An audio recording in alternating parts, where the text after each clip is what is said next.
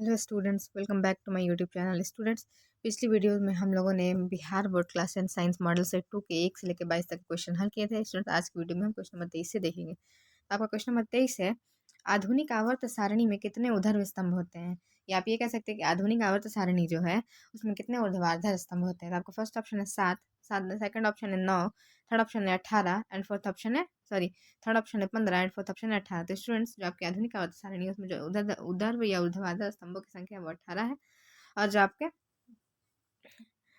क्षैतिज में है वो आपके 7 हैं। ठीक है, हम आते क्वेश्चन नंबर 24 की ओर। अब क्वेश्चन नंबर 24 है, एक जांच परख नली में दिए गए सोडियम बाइकार्बोनेट। देखिए, सोडियम बाइकार्बोनेट का क्या फार्मूला होता है? सोडियम बाइकार्बोनेट, जिसे हम खाने वाला सोडा कहते हैं, और इसका फार्मूला होता है NaHCO3। और सोडियम कार्बोनेट, जिसे हम वॉशिंग सोडा कहते हैं, उसका फार्मूला क्या होता है? Na2CO3.10H2O। ठीक है, देखिए ये दोनों फार्मूले काफ़ी इंपॉर्टेंट एग्जाम के लिहाज से, इसलिए इसे हमेशा याद रखिएगा। तो क्या कह रहा है कि एक छात्र जांच परख नली में लिए गए सोडियम बाइकार्बोनेट के तनु विलयन में सार्वभौमिक सूचक बूंद या सार्वभौमिक सूचक की कुछ बूंदें मिलाता है, तो निम्नलिखित में से कौन सा रंग दिखेगा? तो आपका फर्स्ट ऑप्शन है नीला, सेकंड ऑप्शन है हरा, थर्ड ऑप्शन है नारंगी एंड फोर्थ ऑप्शन है पीला। तो देखिए, जब सार्वभौमिक सूचक की बूंद हम सोडियम बाइकार्बोनेट के विलयन में मिलाते हैं तो हमेशा हरे रंग का विलयन प्रतीत होता है। तो आपका option number B right answer है। हमारे क्वेश्चन नंबर 25 की ओर। आपका क्वेश्चन नंबर 25 है, जब मैग्नीशियम के फीते को जलाया जाता है तो उसमें से उत्पन्न जो आग की लौ होती है वो कैसी होती है? तो आपका फर्स्ट ऑप्शन है पीली, सेकंड ऑप्शन है नीली, थर्ड ऑप्शन है चमकीली उजली एंड फोर्थ ऑप्शन है लाल। तो इसमें से आपका right answer option number C, चमकीली उजली। मैग्नीशियम के फीते को जलाने पर जो लौ उत्पन्न होती है, जो आग उत्पन्न होती है, वो आपकी चमकीली उजली रंग की होती है। हमारे क्वेश्चन नंबर 26 की। तो क्वेश्चन नंबर 26 है, एक जांच परख नली में लिए गए विलयन में लोहे की कील को को डुबाया गया। आधे घंटे बाद देखा गया, हाफ एन आवर बाद देखा गया कि जो विलयन का रंग है वो परिवर्तित हो गया है। तो जो जांच परख नली में जो विलयन था वो कैसा विलयन था? किस पदार्थ है, किस तत्व का विलयन था? तो आपका फर्स्ट ऑप्शन है जिंक सल्फेट, सेकंड ऑप्शन है कॉपर सल्फेट, थर्ड ऑप्शन है ferrous sulphate and fourth option है एल्यूमिनियम सल्फेट। तो देखिए, जिस फेरस को डाला गया, देखिए फेरस और कॉपर हमेशा एक दूसरे के विपरीत वर्क करते हैं, और हमेशा जब फेरस की बात आएगी तो कॉपर की बात होगी ही होगी, और जब कॉपर की बात होगी तो फेरस या जिंक की बात होगी होगी। तो कह रहा है कि एक जांच परख नली है जिसमें लोहे की कील को हम डुबाते हैं और देखते हैं कि आधे घंटे में उसका विलयन का रंग परिवर्तित हो गया। तो रंग बदलने का रीजन होता है कि इसमें कुछ ना कुछ और मौजूद है। तो विलयन में आपका कॉपर सल्फेट मौजूद हुआ होगा, और कॉपर सल्फेट की मौजूदगी ही बयान करती है कि आपका विलयन का रंग परिवर्तित हो जाता है और कॉपर सल्फेट अलग हो जाता है, और फिर उसके बाद आपका फेरस सल्फेट बन जाता है। ठीक है, इसलिए विलयन का रंग परिवर्तित हो जाता है। तो जो विलयन होगा जांच पर्सनली में वो कैसा होगा? कॉपर सल्फेट का विलयन होगा, यानी कि आपका option number B right answer है। ठीक है, हम आते क्वेश्चन नंबर 27 की ओर। अब क्वेश्चन नंबर 27 है, निम्नलिखित में से कौन से यंत्र का उपयोग रक्तदाब को मापने के लिए किया जाता है? कह रहा है कि जो ब्लड प्रेशर बीपी को नापने के लिए किस यंत्र का उपयोग करते हैं? तो आपका फर्स्ट ऑप्शन है बैरोमीटर, सेकंड ऑप्शन है मैनोमीटर, थर्ड ऑप्शन है स्फेग्नोमाइनोमीटर एंड फोर्थ ऑप्शन है इनमें से कोई नहीं। तो इसमें आपका राइट आंसर होगा स्फेग्नोमाइनोमीटर। जो स्फेग्नोमाइनोमीटर है उसी से हम ब्लड प्रेशर नापते हैं। ठीक है, तो हम आते हैं क्वेश्चन नंबर 28 की ओर। अब देखिए, जो स्फेग्नोमाइनोमीटर होते हैं वो आपके अब इलेक्ट्रॉनिक भी आने लगे हैं, और पहले जो थर्मामीटर वाला था वो वाला अलग था, मतलब कि जो पारा सेट किया रहता था वो अलग था, और अब आपके इलेक्ट्रॉनिक थर्मामीटर ये भी आने लगे स्फेग्नोमाइनोमीटर। ठीक है, हम आते हैं क्वेश्चन नंबर 28 की ओर। तो आपका क्वेश्चन नंबर 28 है, रक्त का कौन सा अवयव घायल स्थान से रक्त स्राव के मार्ग को रक्त का थक्का बनाकर अवरुद्ध कर देता है? आपका फर्स्ट ऑप्शन है लाल रक्त कणिका अर्थात रेड ब्लड सेल या आरबीसी, सेकंड ऑप्शन है श्वेत रक्त कणिका है या डब्ल्यूबीसी कहिए या व्हाइट ब्लड सेल कहिए, एंड थर्ड है प्लेटलेट्स एंड फोर्थ है लसिका।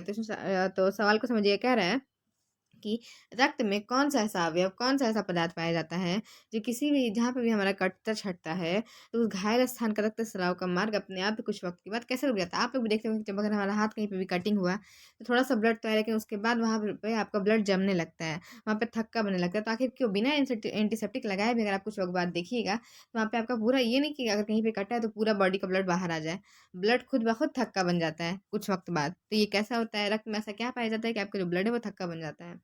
तो स्टूडेंट्स, आपका जो रक्त में है वो आपका प्लेटलेट्स पाया जाता है, और प्लेटलेट्स में आपके ये प्लेटलेट्स को थ्रोम्बिन कहते हैं, और थ्रोम्बिन में फाइब्रिनोजेन पाया जाता है, और फाइब्रिनोजेन का काम ही होता है रक्त को थक्का बनाने का। ठीक है, तो आपका option number C right answer होगा कि प्लेटलेट्स के कारण ही रक्त का थक्का बनता है।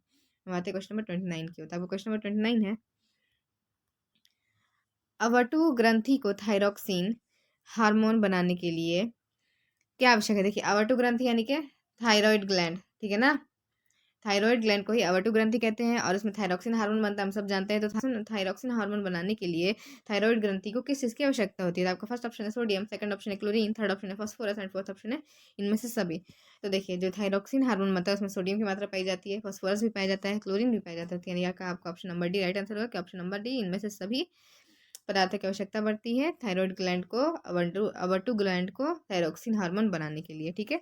हमारे क्वेश्चन नंबर 30 की होता है। आपका क्वेश्चन नंबर 30 है, मस्तिष्क का कौन सा भाग शरीर की स्थिति तथा संतुलन का अनुरक्षण करता है? मस्तिष्क हमारी 3 भागों में बटी होती है, अग्र मस्तिष्क, पश्च मस्तिष्क, मस्तिष्क। तो वही कह रहा है कि मस्तिष्क का हमारे ब्रेन का कौन सा ऐसा भाग है जो शरीर की स्थिति को संतुलित करता है और उसका संरक्षण करता है? आपका फर्स्ट ऑप्शन है अग्र मस्तिष्क, सेकंड ऑप्शन है मध्य मस्तिष्क, थर्ड ऑप्शन है अनुमस्तिष्क एंड फोर्थ ऑप्शन इनमें से सभी। तो स्टूडेंट्स आपका राइट आंसर होगा मध्य मस्तिष्क। मध्य मस्तिष्क का ही कार्य होता है शरीर की स्थिति को संतुलन करना और उनका अनुरक्षण करना, ठीक है। अब हम आते हैं क्वेश्चन नंबर 31 की ओर। तो आपका क्वेश्चन नंबर 31 है, पादप हार्मोन में साइटोकाइनिन सहायक होता है। फर्स्ट ऑप्शन है प्रारूह के अग्रभाग की लंबाई में वृद्धि के लिए, सेकंड ऑप्शन है तने की लंबाई की वृद्धि के लिए, पादप के प्रकाश की ओर मोड़ने के लिए एंड फोर्थ ऑप्शन है इनमें से सभी। तो स्टूडेंट्स जो साइटोकाइनिन होते हैं वो आपकी इन तीनों क्रियाओं के लिए सहायक होते हैं। पादप को प्रकाश के रूप में मोड़ने में मदद करते हैं, तने की वृद्धि में भी मदद करते हैं, प्रारूह के अग्रभाग की लंबाई की वृद्धि में भी मदद करते हैं। तो यानी कि आपका option number D right answer होगा कि इनमें से सभी। हमारे क्वेश्चन नंबर 32 की होता है। आपका क्वेश्चन नंबर 32 है, हाइड्रा में प्रजनन की विधि निम्नलिखित में से कौन सी है? तो आपका फर्स्ट ऑप्शन है कायिक प्रवर्धन, सेकंड ऑप्शन है बीजाणु समासंग, थर्ड ऑप्शन है मुकुलन एंड फोर्थ ऑप्शन है विखंडन। तो स्टूडेंट्स आपका राइट आंसर होगा कि हाइड्रा में जो प्रजनन की विधि पाई जाती है वो अलैंगिक जनन की मुकुलन विधि पाई जाती है, और जो मुकुलन है वो अलैंगिक जनन की एक विधि है जिसमें आपका हाइड्रा का प्रजनन होता है, ठीक है। अब आते क्वेश्चन नंबर 33 की ओर। आपका क्वेश्चन नंबर 33 है, पुष्प का कौन सा भाग भाग परागकण बनाता है? तो आपका फर्स्ट ऑप्शन है बाह्य दल, सेकंड ऑप्शन है पंखुड़ी, थर्ड ऑप्शन है क्या है पुंग केसर एंड फोर्थ ऑप्शन है स्त्री केसर। तो स्टूडेंट्स देखिए जो पुंग केसर होते हैं, पुंग केसर के माध्यम से ही जो परागकण है वो स्त्री केसर तक पहुंचते हैं। तो आपका option number C right answer होगा कि पुंग केसर ही परागकण बनाते हैं। हमारे क्वेश्चन नंबर 34 की होता है। आपका क्वेश्चन नंबर 34 है, निम्नलिखित में से कौन सा मानव मादा जनन तंत्र का भाग नहीं है? तो आपका फर्स्ट ऑप्शन है अंडाशय, सेकंड ऑप्शन है गर्भाशय, थर्ड ऑप्शन है शुक्रवाहिका एंड फोर्थ ऑप्शन है डिंबवाहिनी, ठीक है।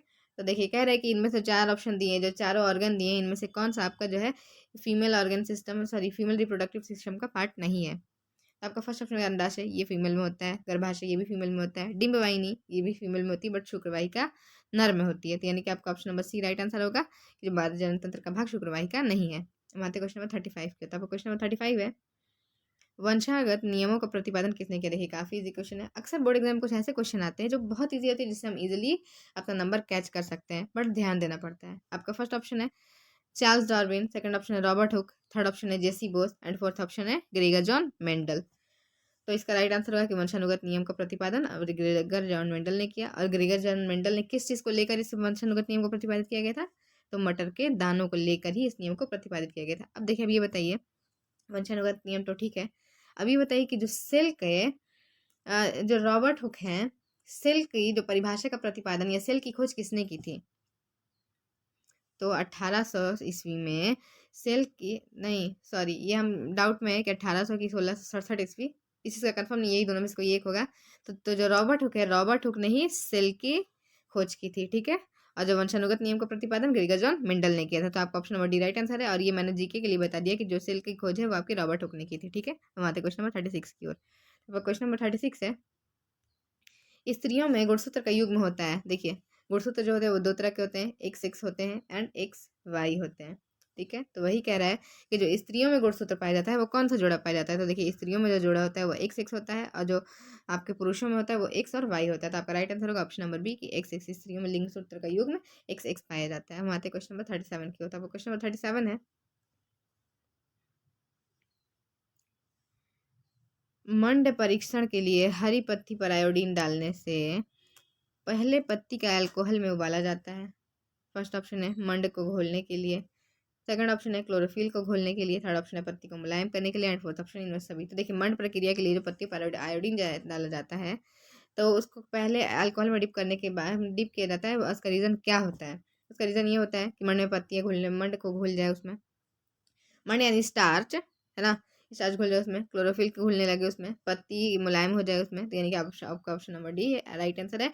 ये सारी प्रक्रियाएं मंड परीक्षण के लिए होती हैं। ठीक है, हमारे क्वेश्चन नंबर 38 की होता है। क्वेश्चन नंबर 38 है, स्लाइड को सर्वप्रथम कंपाउंड माइक्रोस्कोप स्कोप से देखा जाता है। देखिए यहाँ पे गाइक्रोस्कोप हो गया, ये है, माइक्रोस्कोप से देखा जाता है। तो मैंने पहले ही बता रखा है कि जो आपके माइक्रोस्कोप होते हैं उनमें कई प्रकार के फोकस होते हैं, 4x होता है, 10x होता है, 40x होता है, 100x होता है। तो कह रहा है कि जो स्लाइड पर सबसे पहले स्लाइड को, किसी भी स्लाइड को जब अगर माइक्रोस्कोप में देखा जाए, चाहे वो इलेक्ट्रॉन माइक्रोस्कोप हो, कंपाउंड माइक्रोस्कोप है या नॉर्मल माइक्रोस्कोप है, तो उस स्लाइड को सर्वप्रथम सिर्फ स्लाइड को ये करने के लिए, जांच करने के लिए, तो उसे हमेशा 10x पर देखा जाता है। और देखिए जब किसी स्लाइड की सेल को देखा जाता है तो उसको स्टेन किया जाता है, और किसी भी स्टेन की हुई स्लाइड को, किसी भी स्टेन किए हुए प्रोडक्ट को हमेशा 100x पर देखा जाता है। ठीक है, हमारे क्वेश्चन तो आपका स्लाइड को सर्वप्रथम 10x पर देखा जाता है, तो आपका option number B right answer होगा। हमारे क्वेश्चन नंबर 39 की होता है। आपका क्वेश्चन नंबर 39 है, दो तंत्रिका कोशिकाओं के मध्य खाली स्थान को क्या कहते हैं? आपका फर्स्ट ऑप्शन है ध्रुमिका, second option synapse, third option axon and fourth option है आवेग। तो देखिए जो भी तंत्रिकाओं के बीच जो खाली मध्य स्थान होता है उसे हम सिनेप्स कहते हैं। तो आपका option number B right answer होगा। हम आते हैं क्वेश्चन नंबर 40 की होता है। आपका क्वेश्चन नंबर 40 है, निम्नलिखित में से कौन आहार श्रृंखला का निर्माण करता है? फर्स्ट ऑप्शन है घास, गेहूं तथा आम, सेकंड ऑप्शन है घास, बकरी तथा मानव, थर्ड ऑप्शन है बकरी, गाय तथा हाथी, फोर्थ ऑप्शन है घास, बकरी तथा मच्छ। तो स्टूडेंट्स कह रहा है कि ये जो चार ऑप्शन दिए इसमें से कौन आपका आहार श्रृंखला का सही निर्माण कर रहे हैं? देखिए घास गेहूं के बाद आम, कुछ जच नहीं रहा है। घास के बाद गेहूं तो ठीक है, गेहूं के बाद यहाँ पे मनुष्य या जानवर होना चाहिए, तभी आपका श्रृंखला का निर्माण होता है। सेकंड ऑप्शन है घास, बकरी और मनुष्य। देखिए यहाँ पे ठीक है, घास को कौन खाता है? बकरी खाती है, और बकरी को मनुष्य, यानी कि ये तीनों ये जो है आपके दोनों एक दूसरे पर आश्रित हैं। ठीक है, या नीचे बकरी, गाय तथा हाथी, बिल्कुल भी मैच नहीं है। बकरी, गाय तथा हाथी में क्या मैच हो सकता है? अब देखिए घास, बकरी ठीक है, बट यहाँ पे मगरमच्छ का यहाँ पे क्या कॉम्बिनेशन आ गया? तो स्टूडेंट्स आपका राइट आंसर का ऑप्शन नंबर बी। देखिए आहार श्रृंखला का निर्माण करने का मतलब होता है कि देखना कि कौन सी चीज़ किस चीज़ पर आश्रित है और क्रमबद्ध तरीके से आश्रित होनी चाहिए। तो देखिए घास, बकरी और बकरी मानव। ठीक है, तो आपका option number B right answer होगा। तो स्टूडेंट्स आज की वीडियो में बस इतना ही। आगे की वीडियो में हम मॉडल सेट सी के क्वेश्चन हम सॉल्व करेंगे। तो स्टूडेंट्स जितना हो सके आप लोग मेरी वीडियोस को शेयर कीजिए, और जिन लोगों ने मेरे चैनल को सब्सक्राइब नहीं किया उन लोग मेरे चैनल को सब्सक्राइब कीजिए, ताकि ऐसे ही आपको सारी वीडियो जल्दी वक्त से मिलती रहे और आप लोग मेरे चैनल पर जुड़े रहे, जिससे आप लोगों को ढेर सारी मालूमात हो सके। Thank you.